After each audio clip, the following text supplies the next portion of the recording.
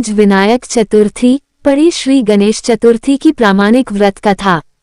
गणेश चतुर्थी व्रत की पौराणिक कथा के अनुसार एक बार भगवान शिव तथा माता पार्वती नर्मदा नदी के किनारे बैठे थे। वहां माता पार्वती ने भगवान शिव से समय व्यतीत करने के लिए चौपड़ खेलने को कहा। शिव चौपड़ खेलने के लिए तैयार हो गए, परंतु इस खेल में हार जीत का फैसला कौन करेगा, ये प्रश्न उनके समक्ष उठा तो भगवान शिव ने कुछ तिनके एकत्रित कर उसका एक पुतला बनाकर उसकी प्राण प्रतिष्ठा कर दी और पुतले से कहा, बेटा, हम चौपड़ खेलना चाहते हैं, परंतु हमारी हार जीत का फैसला करने वाला कोई नहीं है, इसीलिए तुम बताना कि हम दोनों में से कौन हारा और कौन जीता। सके बाद भगवान शिव और माता पार्वती का चौपड़ खेल शुरू हो गया। ये खेल 3 बार खेला गया और संयोग से तीनों बार माता पार्वती ही जीत गईं। खेल समाप्त होने के बाद बालक से हार जीत का फैसला करने के लिए कहा गया, तो उस बालक ने महादेव को विजयी बताया। ये सुनकर माता पार्वती क्रोधित हो गईं और क्रोध में उन्होंने बालक को लंगड़ा होने, कीचड़ में पड़े रहने का श्राप दे दिया।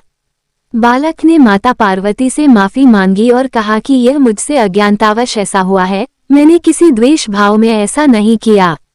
बालक द्वारा क्षमा मांगने पर माता ने कहा, यहाँ गणेश पूजन के लिए नागकन्याएं आएंगी, उनके कहे अनुसार तुम गणेश व्रत करो, ऐसा करने से तुम मुझे प्राप्त करोगे। ये कहकर माता पार्वती शिव के साथ कैलाश पर्वत पर चली गईं। 1 वर्ष के बाद उस स्थान पर नागकन्याएं आईं। तब नागकन्याओं से श्री गणेश के व्रत की विधि मालूम करने पर उस बालक ने 21 दिन लगातार गणेश जी का व्रत किया। उसकी श्रद्धा से गणेश जी प्रसन्न हुए। उन्होंने बालक को मनोवांछित फल मांगने के लिए कहा। उस पर उस बालक ने कहा, हे विनायक, मुझमें इतनी शक्ति दीजिए कि मैं अपने पैरों से चलकर अपने माता पिता के साथ कैलाश पर्वत पर पहुंच सकूं और वे ये देख प्रसन्न हों। तब बालक को वरदान देकर श्री गणेश अंतर्ध्यान हो गए। इसके बाद वह बालक कैलाश पर्वत पर पहुंच गया और कैलाश पर्वत पर पहुंचने की अपनी कथा उसने भगवान शिव को सुनाई। चौपड़ वाले दिन से माता पार्वती शिवजी से विमुख हो गई थी, अतः देवी के रुष्ट होने पर भगवान शिव ने भी बालक के बताए अनुसार 21 दिनों तक श्री गणेश का व्रत किया। इस व्रत के प्रभाव से माता पार्वती के मन से भगवान शिव के लिए जो नाराजगी थी, वह समाप्त हो गई।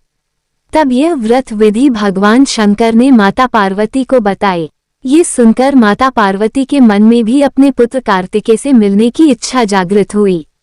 तब माता पार्वती ने भी 21 दिन तक श्री गणेश का व्रत किया तथा दूर्वा, फूल और लड्डुओं से गणेश जी का पूजन अर्चन किया।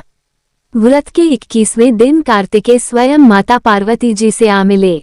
उस दिन से श्री गणेश चतुर्थी का ये व्रत समस्त मनोकामनाओं की पूर्ति करने वाला व्रत माना जाता है।